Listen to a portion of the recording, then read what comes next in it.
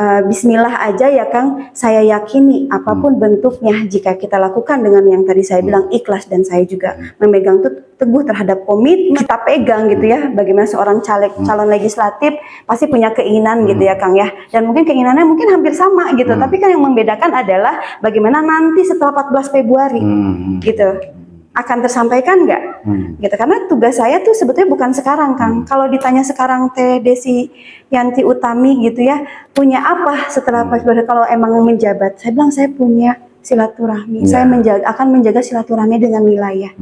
Saya ingin merawat jangka panjang.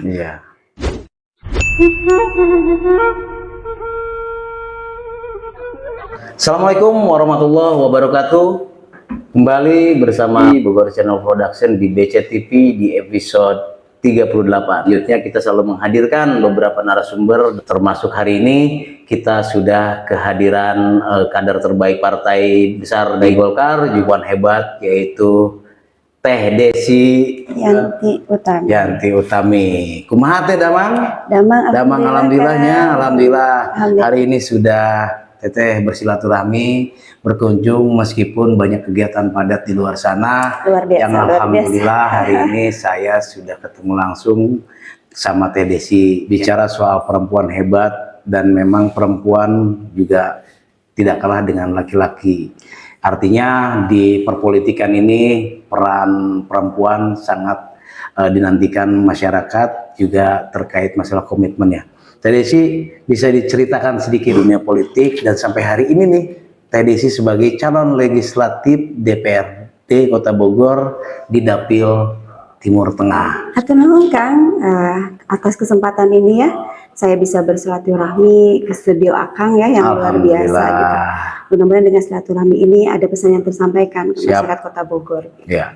Kalau berangkat dari mana, pastinya saya sebagai kader partai Kang awalnya gitu, yang punya niatan bagaimana melalui kendaraan inilah, anggap aja ini partai itu sebagai kendaraan kita, bagaimana kita bisa lebih banyak memberikan kontribusi terhadap masyarakat gitu ya lewat partai. Saya masuk ke Partai Golkar itu di tahun 2016 gitu, sebagai pengurus partai bidang ekonomi kreatif.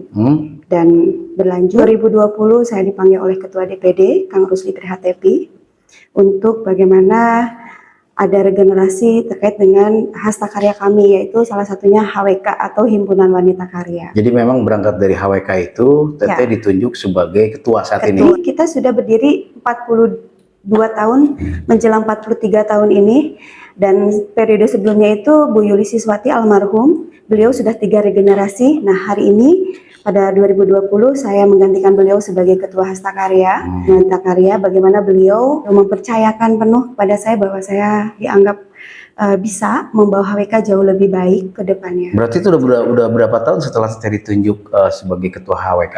Sudah 3 tahun ya kan? 3 tahun sekarang berjalan? 3 tahun sudah jalan. Februari ini tanggal 28 Februari kita harlah hari lahir HWK yang ke-43 tahun. Berarti HWK ini memang luang lingkupnya Kota Bogor ya? Kota Bogor, yang saya sebagai ketua. Saat ini sebagai ketua ya. Sebelum di HWK dan memang saat ini sudah di HWK sendiri, pernah aktif di mana gitu Teh?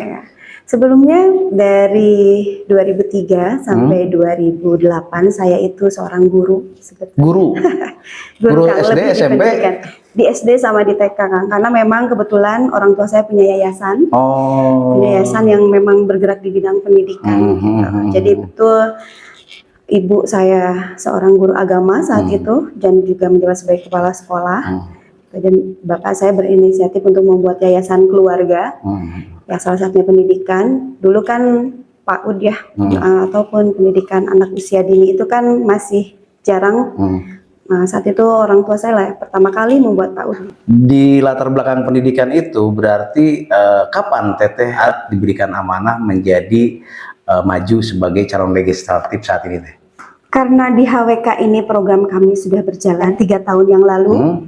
Saya sering turun ke wilayah gitu ya, ketemu dengan masyarakat gitu dan ya. Kita punya kader.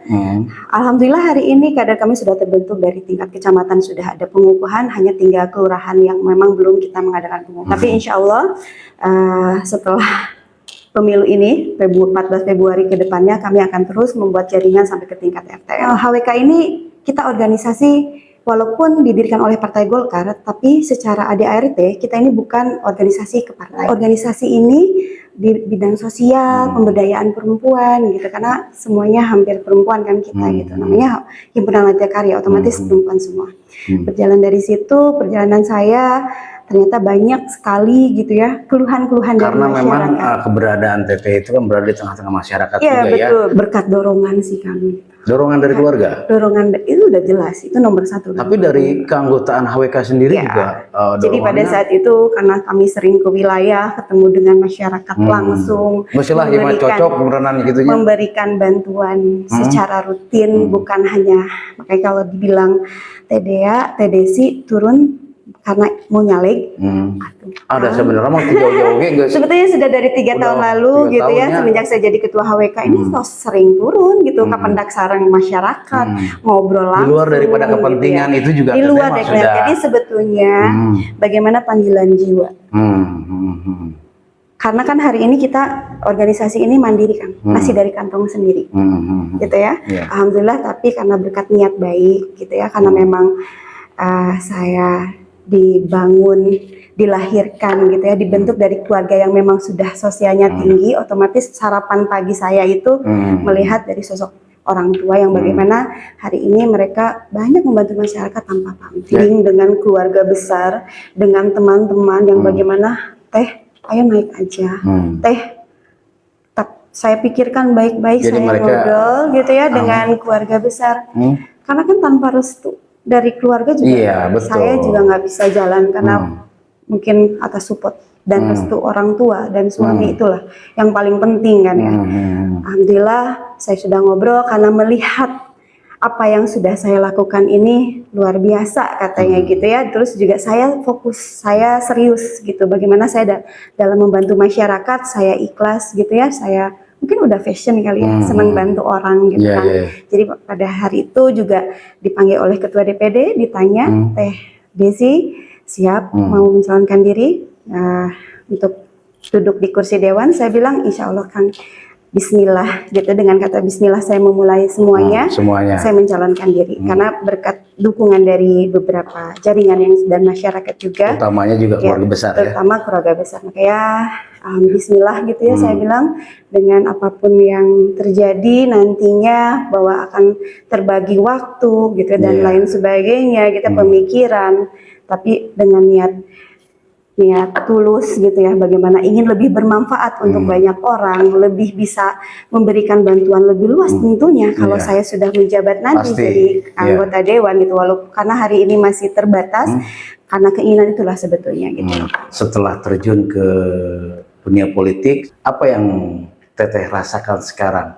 Begitu banyak, kita tidak juga tahu, pasti adalah dinamika di masyarakat. Yang saya rasakan macam-macam ya kan, nano-nano sepertinya mah gitu Ramai ya. rasanya ya. Rame rasanya Luar gitu. biasa.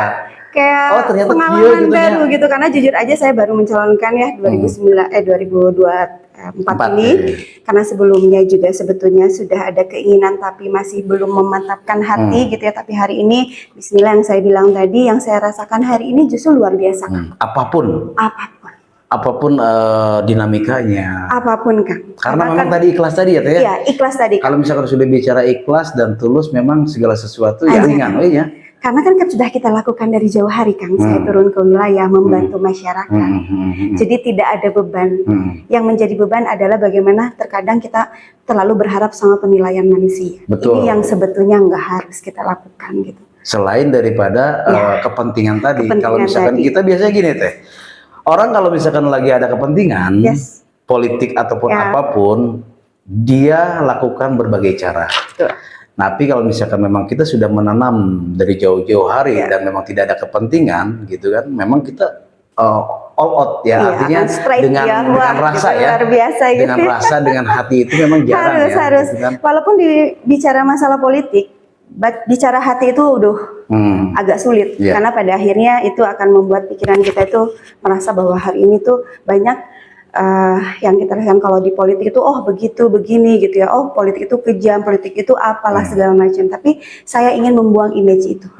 kalau kita ikhlas, apapun bisa kita lakukan. Terkait dengan ujian-ujian Ya. di perjalanan ini, namanya menuju nyaleknya, proses ya, itu kan proses gitu ya harus kan. dinikmati. Harus dinikmati. Walaupun sebetulnya kita sebagai manusia ya, wajar kalau punya perasaan, manusiawi. iya punya perasaan Ya. kesal, marah terkait dengan bagaimana. Kan kita tidak bisa, yang saya bilang tadi, kalau kita tidak mengharapkan penilaian manusia, kan lurus aja. Lurus aja. Ya. Selama apa yang kita lakukan tidak melanggar kode etika, gitu ya, kode etik dalam partai, gitu ya, kode etik dalam kita sesama manusia, saya pikir itu hal yang wajar. Dan hari ini saya merasakan bahwa ini luar biasa, gitu ya. Tahun 2024 ini banyak perempuan-perempuan hebat juga, gitu ya, sedang berjuang, ingin memberikan lebih, ingin berkontribusi, ikut berkontribusi, gitu loh, maksudnya untuk memberikan suatu hal yang memang, ternyata perempuan juga bisa kok, gitu loh, asal kita melakukannya dengan fokus, dengan serius, gitu ya. Dan tadi pola ikhlas tadi, sulit kan pola Ya, ikhlasnya betul. kan ya, tidak semua hal yang kita lakukan itu dianggap baik, gitu ya. Ada aja kan, gitu loh, maksudnya bahwa apa yang kita lakukan sedikit, ada aja, Ya. itu kan hal yang biasa kan, kita harus sudah siap mental. Iya. Berarti mental juga utama ya. Ya, mental itu utama kan. Kalau misalkan kita nggak kuat mental, kadang-kadang kan depresi, Kamu kayaknya, katanya. Pari Pausna, ari istri mah sok rada sensitif, sok rada baper, ya kan, apalagi menghadapi masyarakat banyak Yang gitu ya, beragam ya. beragam, dan juga menghadapi beberapa calon-calon lainnya yang memang punya cara sendiri. Selama saya bilang kita saling menghargai, semua orang punya konsep sendiri. Kalau saya ini bukan ajang perbandingan sih, ini bukan ajang persaingan juga. Ini bagaimana kita sama-sama berjuang, menunjukkan bahwa kita punya keinginan, niat baik, duduk di kursi dewan, bagaimana bisa membantu masyarakat lebih banyak, lebih luas dan bermanfaat. Pastinya kan itu kan yang diharapkan. Apa yang menjadi prioritas masyarakat berharap Teteh menjadi wakil rakyat ke depan? Sudah berjalannya waktu saya turun kampanye ya kan di beberapa wilayah gitu. Persoalan mendengarkan aspirasi mereka ini sebetulnya hal yang hari ini tidak belum terselesaikan, itu hanya di masalah pendidikan, masalah sosial, kesehatan, kesejahteraan, bansos yang sering kita temui di wilayah gitu. Jadi kalau hari ini tujuannya saya kan merenan ai tugas dewan mah engke cuma 3 ya Kang ya. Nanti lu atuh tiasa controlling, budgeting, sareng legislasi gitu ya. Selain dari mengangkat aspirasi dari masyarakat. Tapi kalau bicara tujuannya ke sana yang saya bilang tadi, ada beberapa persoalan bantuan-bantuan yang belum tuntas sebetulnya ya, dan belum menyeluruh dan merata mungkin di Kota Bogor ya. Makanya banyak sekali keluhan dan belum mendapatkan bantuan-bantuan itu. Makanya mereka menjerit gitu, ingin punya sosok yang bisa mengangkat aspirasi masyarakat ini gitu. Kalau saya kan bicara, bukan kali ini saya turun ke masyarakat, dan ini sebetulnya hal yang sudah saya sering temukan, yang sudah saya sering dengar dari mereka. Ya, Berharap nih, kalau ditanya masyarakat tuh berharap apa sih dari caleg yang seperti apa sih? Pasti yang amanah kan, yang jujur gitu kan.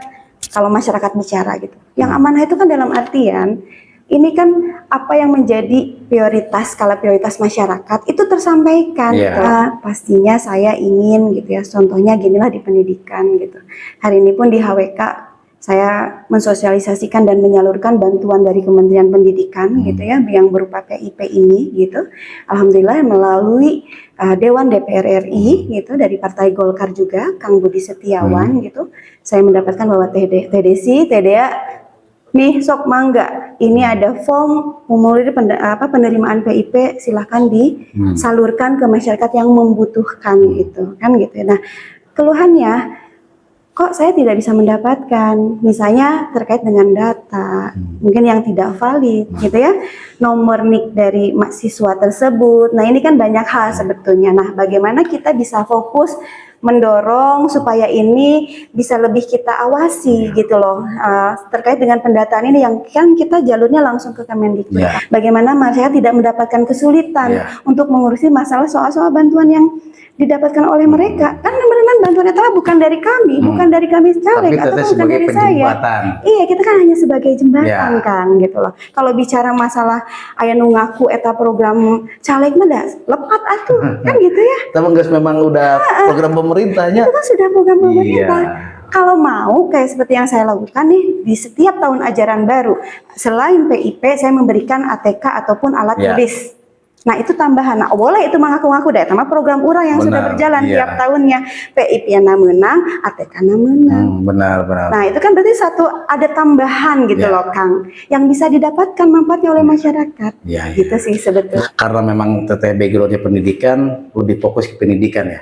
Ya, pendidikan, sosial, pemberdayaan perempuan Ya, dan anak pastinya. Dan sasaran untuk bidangnya itu apa teh? Yang dirasa sebenarnya ini harus ya bidangnya pendidikan misalnya gitu. Komisi ya, Komisi, Kang. iya. Ya. Iya, bidang Pastinya hari ini karena yang saya bilang tadi berlatar belakang dari pendidikan, belakang dari sosial, dari pemberdayaan perempuan dan anak. Saya sering bersentuhan dengan mereka yang di bawah yang betul bagaimana bisa merasakan manfaat yang lebih luas lagi gitu ya, lebih bisa dilancarkan mungkin segala urusannya mereka gitu ya. Ya saya sih ingin masuknya ke komisi itu Kang, di bidang pendidikan, sosial. Ya. Karena jujur aja Kang, sebenarnya kalau dibicara masalah komisi gitu ya, komisi ini yang sangat luar biasa Kang. Banyak sekali kalau kita mau ya ada perwakilan rakyat yang ataupun dewan yang duduk di sana gitu ya, bagaimana menciptakan sebuah program yang memang membantu masyarakat gitu ya dari anggaran-anggaran yang memang hari ini diturunkan gitu loh. Kan kayak inilah hal yang dikeluhkan dari pendidikan itu apa? Sertifikat ente katebus, Ijazah ente bisa ditahan. gawe, ijazah ditahan, kan yang seperti itu. Sebenarnya memang kalau teteh ngelihat pribadi di pendidikan di Kota Bogor ini seperti apa teh? Kok rasa-rasanya gitu ya? Masih permasalahannya, problemnya selalu tentang pendidikan itu tidak beres-beres gitu teh. Mau beres-beres. Mau beres-beres gitu. Mau beres-beres. Paling tidak, tapi merenannya teh ya teteh ada program terobosan baik itu dari pemerintah maupun pribadi teteh ya paling tidak meringankan mereka. Meringankan beban mereka. Jujur Kang, karena dengan adanya PIP ini terbantu sangat. Ya, itu program pemerintah. Jeung anak kecil ya. Dari jenjang SD, SMP, SMA yang baru, sampai perguruan tinggi, yang memang ada jalur dari sekolah ataupun dari kementerian langsung melalui dewan di DPR RI, Kang. Itu yang bisa kita serap ke wilayah. Misalnya karena saya punya hastakarya dari Partai Golkar, gitu ya, ketuanya. Jadi kita bisa lah, bisa mengajukan, Kang atuh hoyong PIPI diturunkan di Kota Bogor lewat organisasi ABDI, nama enggak, gitu kan? Cuma itu kan ada kuota, Kang. Bukan berarti semua disebar, Kota Bogor aya bara 800.000 misalnya, semua kita kasihkan, tidak juga kan. Ada skala prioritas yang harus kita beri, mana yang harus kita beri, mana enggak. Cuman kan di selain itu, saya ini kan sudah berjalan di HWK ini punya program pemberian ATK Kang. Dari setiap tahun ajaran baru gitu. Walaupun kita belum bisa memberikan ke semua ya masyarakat di Kota Bogor yang membutuhkan. Jadi kita bisa punya skala yang mana betul-betul kita harus bantu, karena kita tahu ya abdi gaduh kader di wilayah yang memang Bu ini misalnya anak yatim ya, terus memang kategorinya lebih ke tidak mampu ya. Iya, tidak mampu gitu ya, atau misalnya ibunya sakit ataupun tidak lagi bisa bekerja, terus juga di sini ngontrak. Kita kan kita bisa menyeleksi kan mana yang memang butuh bantuan ini yang urgent, mana yang sifatnya bisa menunggu. Gitu. Jadi saya selalu memprioritaskan situ sih sebenarnya. Jadi langkah awal ataupun misalnya kenapa sih di bidang itu Dek gitu ya, ataupun kenapa sih di bidang itu Teh Desi? Karena saya mungkin sudah sering bersentuhan dengan persoalan-persoalan di sini gitu kan. Persaingan semakin ketat. Ya. Baik itu di struktur partai maupun di calon-calon lainnya, baik itu incumbent gitu ya, di partai-partai lainnya. Nah, semakin mendekati 14 Februari ini kan yang 20 hari atau kurang lebih, yakin? Kedah diyakini. Perlu yakin ya Tanya? Segala sesuatu itu perlu diyakini Kang, apapun itu. Maksimalkan bagaimana hari ini saya tidak bisa berjanji apapun ke masyarakat karena mungkin seorang Desianti Utami itu bukan siapa-siapa hari ini dan tidak bisa memberikan secara seluruh gitu ya. Lewat jalan inilah mungkin ikhtiar saya hari ini bisa lebih luas dan bisa lebih apa ya, manfaatnya itu lebih bisa dirasakan gitu. Dengan keterbatasan saya hari ini, saya juga sebetulnya Bismillah aja ya Kang, saya yakini apapun bentuknya jika kita lakukan dengan yang tadi saya bilang ikhlas, dan saya juga memegang teguh terhadap komitmen kita pegang gitu ya. Bagaimana seorang calon legislatif pasti punya keinginan gitu ya Kang ya, dan mungkin keinginannya mungkin hampir sama gitu, tapi kan yang membedakan adalah bagaimana nanti setelah 14 Februari gitu akan tersampaikan nggak gitu. Karena tugas saya tuh sebetulnya bukan sekarang Kang. Kalau ditanya sekarang Teh Desi Yanti Utami gitu ya, punya apa setelah kalau emang menjabat, saya bilang saya punya silaturahmi. Saya akan menjaga silaturahmi dengan wilayah. Saya ingin merawat jangka panjang. Gitu kan ya. Saya ingin mengajak masyarakat ini bisa lebih pintar, bisa lebih selektif dalam memilih calon legislatif. Karena bukan ada kepentingan aja Kang. Hari ini datang memberikan A, besok setelah 14 Februari mereka ditinggalkan. Jadi riut pemerintah deui. Teu beres deui tah urusan kan gitu ya. Jadi hal ini yang saya selalu bilang sama masyarakat, bagaimana bentuk perawatan terhadap wilayah yang jangka panjang yang saya janjikan. Itu aja Kang. Kita tidak mau berjanji karena itu bahaya juga untuk diri kita sendiri. Maka saya selalu mengajarkan masyarakat harus lebih pintar dan ingin ada yang merawat jangka panjang sih sebetulnya Kang, dengan program, dengan sentuhan, dengan silaturahmi tentunya yang harus kita jaga gitu kan. Menarik memang Teh, kalau misalkan kita bicara biografi profil seseorang yang memang notabene-nya dari yang bukan siapa-siapa, sehingga terjun ke tengah-tengah masyarakat, dipercaya juga sebagai wakil rakyat nantinya ke depan. Kan banyak persepsi masyarakat yang memang gitu, ari geus jadi mah kadang-kadang sok poho gitu. Ayeuna we merenangnya banyak janji A, janji B, janji C gitu kan. Kita temuin juga nggak seperti itu? Banyak sekali Kang. Itu jadi yang pertanyaan pertama. Nah, memberikan edukasi politik kepada mereka ini seperti apa Teh? Justru itu Kang. Karena saya biasanya kan kalau ketemu dengan masyarakat, kita membuka awal dengan bahwa hari ini saya bersilaturahmi. Gitu ya. Saya janji bahwa hari ini saya tidak punya janji apapun, saya janji akan menjaga silaturahmi ini. Gitu ya. Tapi di beberapa wilayah yang tahu saya sering turun ke wilayah mah tos terang merenang. Tekedah ku abdi carioskeun bahwa saya nanti akan, kan tujuan saya nantinya setelah pun saya ada rezeki, ada takdir, ada garis tangan Allah gitu ya menjadikan saya seorang dewan, kan orang teh meren langkah janji saya kepada masyarakat adalah saya akan turun langsung ke masyarakat. Saya dengar juga informasi bahwa ada janji politik Teteh, di mana ketika Teteh terpilih jadi wakil rakyat, wakilnya masyarakat, khususnya di Bogor Timur Tengah, umumnya di Kota Bogor, paling tidak dalam waktu 30 hari Teteh setelah dilantik akan terjun ke masyarakat. Masyarakat Kang, dan itu akan maksudnya berkesinambungan keliling ya? Iya. Akan keliling kan, sebagai ucapan terima kasih, ya kan?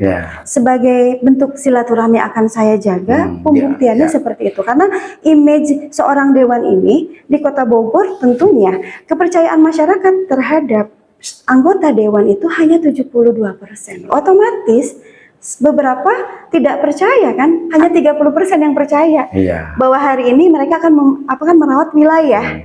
Saya ingin rubah image itu, bahwa itu tidak dengan saya. Gitu kan, insya Allah setelah saya pun dilantik 30 hari gajah, janji saya memang itu kan. Justru mungkin karena kita ini dewan perwakilan rakyat, nah kedah banyak ngantor nama kan di masyarakat kan, sanes duduk hunkul, menerima hunkul tangan rapat-rapat kan sanes itu. Justru bilang tadi, saya tidak punya janji apa-apa terhadap mereka setelah saya jadi, tapi insya Allah saya akan rawat dan akan menjaga silaturahmi itu di wilayah. Penting jaga silaturahmi gitu sih. Jadi atau tidaknya silaturahmi tetap dijaga, gitu. Karena kan bicara hari ini ingin semuanya menang, semuanya ingin jadi juara ibaratnya gitu ya. Tapi kan hari ini kita juga harus menyisihkan bagaimana nantinya kalaupun belum ada rezekinya gitu ya, Allah belum mentakdirkan itu ke diri saya akan kembali ke masyarakat gitu loh Kang, sebagai ketua Hasta Karya, sebagai seorang Desi Yanti Utami yang memang saya senang di sosial gitu, senang bantu orang, itu bukan merupakan suatu halangan. Maknya pedah terjadi orang aja kan gitu. Rata-rata banyaknya begitu. Mudah-mudahan ya itu ya. Iya, ulah stres makanya. Iya, mudah-mudahan apa yang menjadi tujuan, harapan terhadap Teh Desi Teh Dea, ya mudah-mudahan mereka juga menentukan pilihannya di 14 Februari itu lain salah memilih nyatanya. Jadi ada yang mau disampaikan untuk masyarakat Bogor Timur Tengah Teh, dari Teh Desi ke masyarakat, imbauan untuk 14 Februari mereka harus berbondong-bondong ke TPS Teh. Mangga Teh, langsung aja Teh. Assalamualaikum warahmatullahi wabarakatuh. Saya Desianti Utami, calon legislatif dari Partai Golkar nomor 3, hanya ingin menyampaikan, yuk wargi Bogor, orang rame-rame datang ke TPS tanggal 14 Februari karena gunakan hak pilih suara Anda, karena dengan itu adalah menentukan 5 tahun ke depan kehidupan masyarakat Kota Bogor. Dan hayu bareng-bareng kita ke TPS 14 Februari gitu ya. Siap. Ajak seluruh keluarga, saudara, teman, sahabat memberikan suara, memberikan hak pilih suaranya. Bagaimana itu pun akan menentukan nasib warga Kota Bogor, khususnya untuk Dapil 1 Bogor Timur dan Tengah ke depannya. Jangan lupa nomor 3, ready, relawan Desianti Utami. Kita sudah membahas soal siapa Teh Desi, bagaimana perjalanannya, bagaimana juga niatan baiknya. Paling penting adalah menjaga silaturahmi, dimulai dari sosoknya kepada masyarakat. Mudah-mudahan apa yang menjadi niatan baik menjadi kemaslahatan masyarakat di Bogor Timur Tengah, umumnya di Kota Bogor. Kita ketemu di episode selanjutnya. Assalamualaikum warahmatullahi wabarakatuh. Waalaikumsalam. Tenang Teh. Sami-sami Kang.